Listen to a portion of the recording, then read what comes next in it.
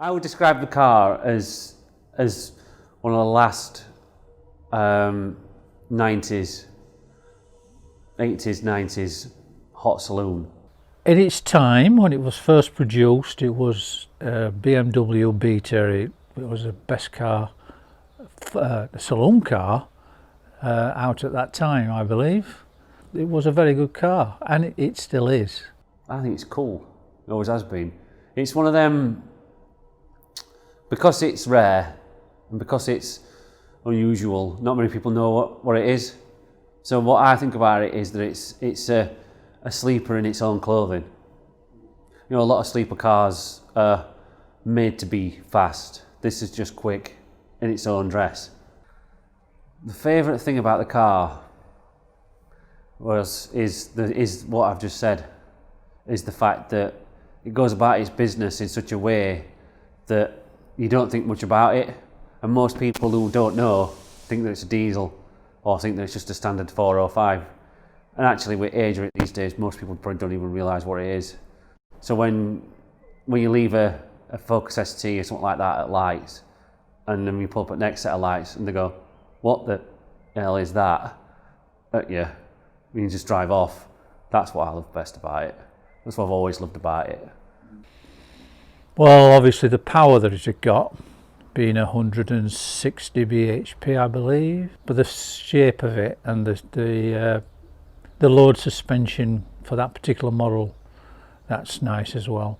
The least favourite bit about the car is the fact that it's old, and that unfortunately when I got it, it wanted a lot of work doing, and it wants rebuilding now from ground up. So that's the bit I don't like about the fact, you know, it's an old Peugeot and it's fickle. When driving the Mi16, you felt you've got plenty of power, freedom to drive fast or slow, and also you could drive it to and from work all week and then take it on the track at Silverstone at weekends. I got the car in 2000 and it was owned by a friend of my son's who had it repaired after it had been in an accident. It had had a rear end, back wing damaged, and so it was repaired, sold as damaged, repaired, and he had it for so long, and then I bought it. I got the car around 4 years ago now, 3 or 4 years ago, when my dad was lost his space to keep it. He gave it to me to look after it, and because he could no longer use it. And having been sat in his garage for 2 years previous, it really wasn't in a good state. Almost straight away I had to replace the cylinder head. Had the gaskets done and everything else like that.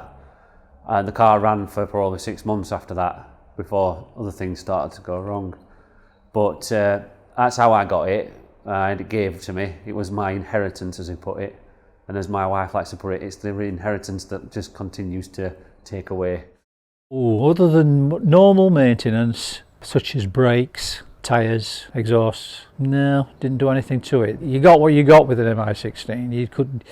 It was the motor of the time, and it performed like it. And I took it to have 4 new tyres put on to take us to Manchester Airport, and I found out that rear axle had collapsed. So the tyres got done, and then a few days later I found out that cylinder head had gone again. And I'm now in the middle of completely removing the engine because a head bolt got snapped in block, so it needs a new block, so it needs a complete engine rebuild, which I'm on with.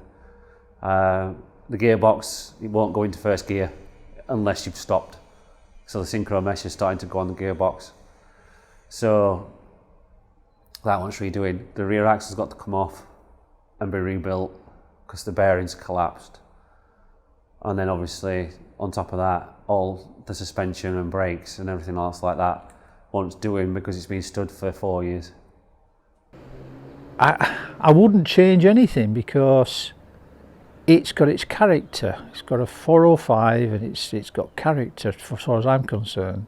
And it's the 16 valve badges and the Mi16 badge that gives it that individuality. And so no, I like it because of that, and I wouldn't change anything. I don't think I'd change anything. I'd just make it work the way that it should. Because when the car works, it's really cool. It's not these days. It's not the fastest thing anymore. It's actually pretty slow, to be fair. But because it's so light and because it's so rare, it still puts a shock at most people. It sounds like a train. When it goes, it really, really makes a good noise.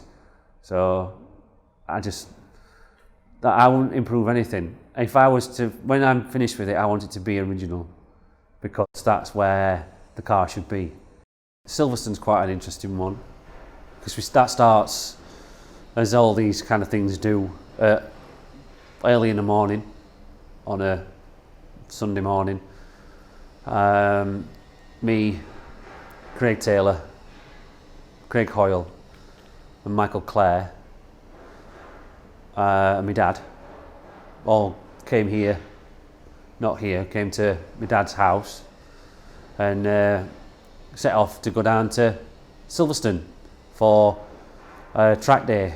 Back then my dad were part at Peugeot Sports Club, and he'd been invited as part at Peugeot Sports Club to go and drive around Silverstone. But not the full Formula One circuit, the international circuit, which is like half the size of the Formula One circuit. But anyway, we called off at services, I can't remember which ones, and we had some breakfast and we set back off again. And we were going up motorway. It's 6, 7 in the morning, Sunday morning. There's not many people about. This is probably 2001-ish.